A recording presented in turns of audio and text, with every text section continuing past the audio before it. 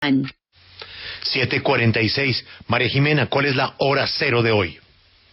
Julio, mi hora cero la tengo muy cargada hoy, pero antes que todo quería felicitarlo por el premio Simón Bolívar, y muchas gracias por la exaltación que me hace a mí, la W, por el premio que me recibieron.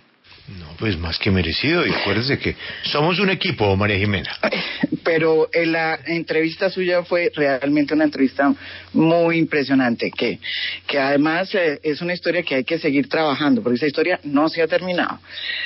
Pero voy con lo que tengo y mi hora cero, y que tiene que ver con lo que usted estaba hablando sobre, o lo que estaban hablando sobre el nuevo embajador en Madrid. Le tengo por lo menos 10 razones por las cuales el exfiscal Néstor Humberto Martínez no debería ser embajador de Colombia en España, pero solo me voy a remitir a una que creo que es la más importante. Néstor Humberto Martínez se creyó el cuento de que era Dios y que la Fiscalía era su Olimpo. Asumió investigaciones de escándalos de corrupción en las que tenía unos conflictos de intereses del tamaño de una catedral. Y lo hizo sin que le temblara la mano. Se dio el lujo, además, de utilizar su poder para amedrentar judicialmente a los periodistas, que descubrimos sus impedimentos. Sus investigaciones de Odebrecht y Navelena, por hablar de de las tantas que quedaron así, fueron sesgadas y sin fundamento probatorio en la mayoría de los casos. Cuando se le venía en gana, ponía en la hoguera a ciertos funcionarios públicos, como sucedió con Luis Fernando Andrade, al que le clavaron más de 15 delitos. Su ensañamiento contra Andrade, que era además ciudadano americano, ameritó incluso un llamado de atención por parte de varios congresistas norteamericanos sobre la falta de garantías que tenía Andrade en la Fiscalía de Néstor Humberto Martínez.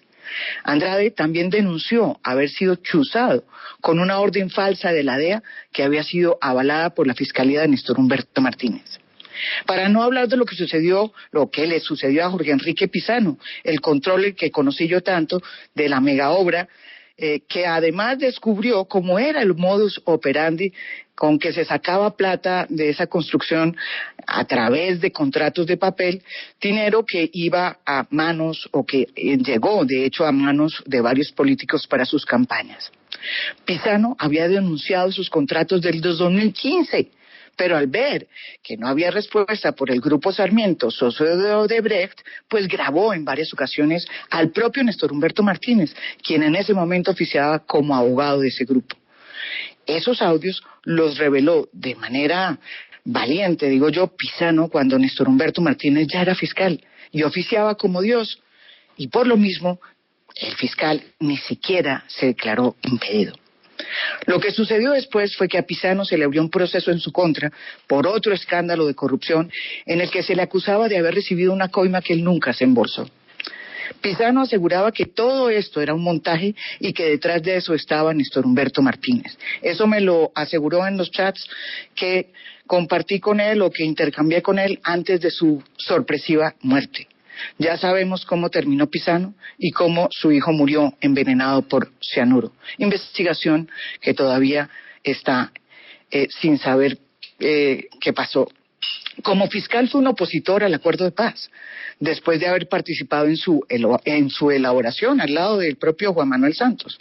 Pero eso no es lo más grave, eso es parte, digamos, de la política. Lo grave es que decidió creerse Dios, y ahora sabemos por otros audios que se prestó para hacer un entrampamiento que no ha podido explicar en contra de Santrich e Iván Márquez con el propósito de tirarse el acuerdo de paz. Para no hablar de las investigaciones que nos debe, en que quedó, por ejemplo, la investigación que la Corte Constitucional pidió sobre posibles chuzadas a sus magistrados, que tuvo que ver Néstor Humberto Martínez con las visas que se les quitaron a los magistrados de las Cortes porque estaban respaldando el acuerdo de paz. ¿Qué pasó con las denuncias de funcionarios de la Fiscalía que grabaron y chuzaron presuntamente a abogados que tenían que ver con escándalos en los que Néstor Humberto Martínez tenía conflictos de interés? Creerse a Dios fue su mayor pecado y no dar explicaciones fue su segundo.